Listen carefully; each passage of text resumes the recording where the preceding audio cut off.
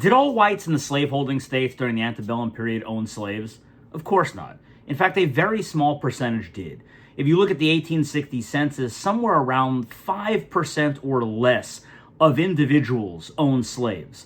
However, that's just talking about the individual.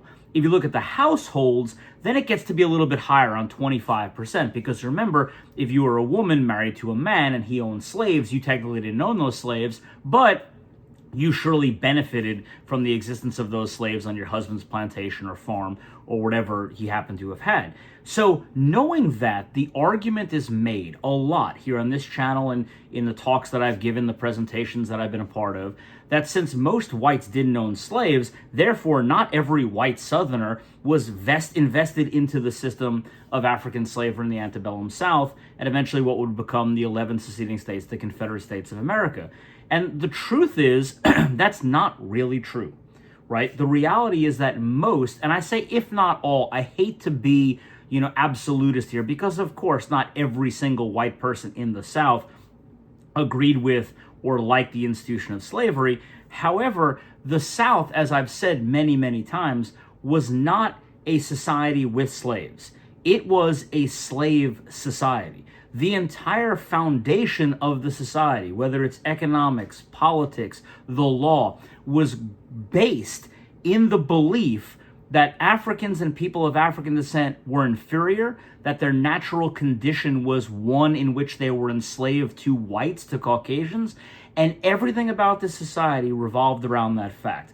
And to that end, again, we're going to look today at an inquiry into the laws of Negro slavery by Thomas R.R. Cobb, because before he gets into the law, he actually spends about half of the book discussing the history of slavery, the importance of slavery to the South, the slaveholding states, and the political nature, the culture of the government and the society that was the slaveholding states, the antebellum South. And he actually discusses this. He talks about white supremacy, white superiority, and how the institution of slavery does in fact benefit all whites living within the system.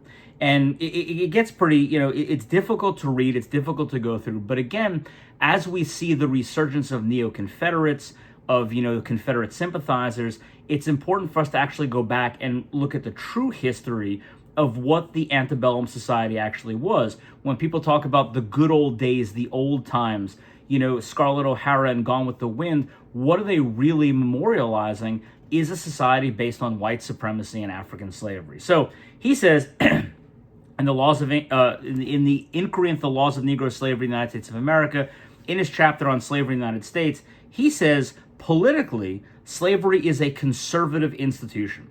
The mass of laborers not being recognized among citizens. Every citizen feels that he belongs to an elevated class. So, do you see what he's saying? What he's saying is the slaves, the laborers, are not considered to be part of the citizenry. Therefore, every citizen, meaning every white person, no matter how rich or how poor, considers themselves above this laboring class. It matters not that he is a slaveholder. He is not of the inferior race. He is a freeborn citizen. He engages in no menial occupation. Let me make that clear again, because this goes to the argument of, well, not every white owns slaves. Okay, but every white, for the most part, especially when you look at the writings of the slavocrats and those who led the slaveocracy, believe that you didn't have to be a slave owner. So one more time, it matters not that he is no slaveholder. So it doesn't matter if he owns slaves. He is not of the inferior race, white supremacy. He's white. He is a freeborn citizen. He's white. He engages in no menial occupation.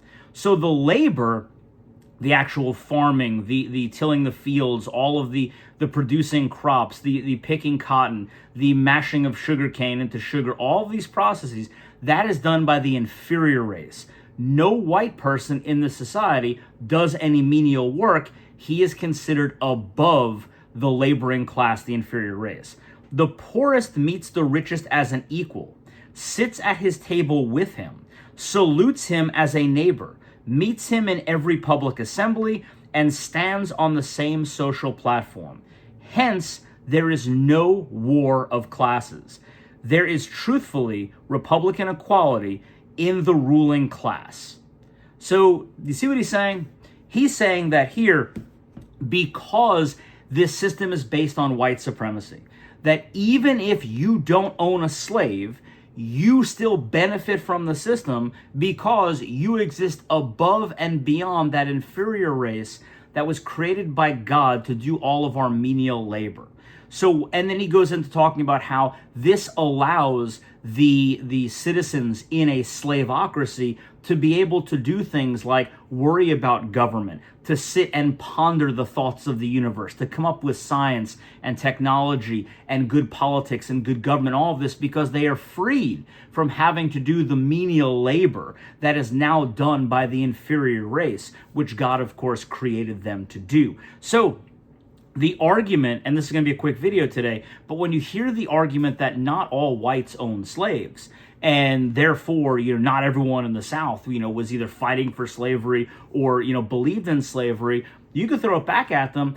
They pretty much all did, right? For the most part, the majority of whites in the antebellum South, and I've gone over many court cases on this channel where it talks about a white individual beating or killing an enslaved individual, a black person, who is not their slave, but was rather a slave who, according to the court, instigated a fight with a white person, and that white person killed them, where the court then looks and says, if this was two white people, it would be murder, because what that other person did to you didn't elicit a reaction from you that justified you killing him. However, if a black person did it to a white person and, for example, insulted him, and a white individual killed that enslaved person, killed that black person, a court would lower the charge to manslaughter because whites in the antebellum South were conditioned and knew, according to them, that blacks were of the inferior race. So a mere insult could trigger that response. And that response would have been justified, or at least justified to meet a lower crime, not the higher crime of murder. So all whites in the antebellum South, no matter how poor they were, even if they didn't own slaves, benefited from this system, enjoyed the system, and as I contend, wanted the system and went to war to preserve the system, because even if you had no money and you were a dirt floor poor white person, at least you were not one of the inferior race who was created by God to do all the menial labor that was only fit for them, whereas you as a white person were now free to pursue other things with your life. So don't let the argument of not all whites own slaves in the South undermine the fact that the antebellum South was a slave society. It was a slaveocracy. And that is what became the Confederate States of America, the 11 states that seceded. And that is what some people are trying to promote and bring back today. And unfortunately, it is entirely based in white supremacy and racism. And it's something that we as a society should not tolerate and should do everything to educate people on why this Confederate worship is wrong. So thank you. Remember to like, subscribe, share, and I'll see you for the next video.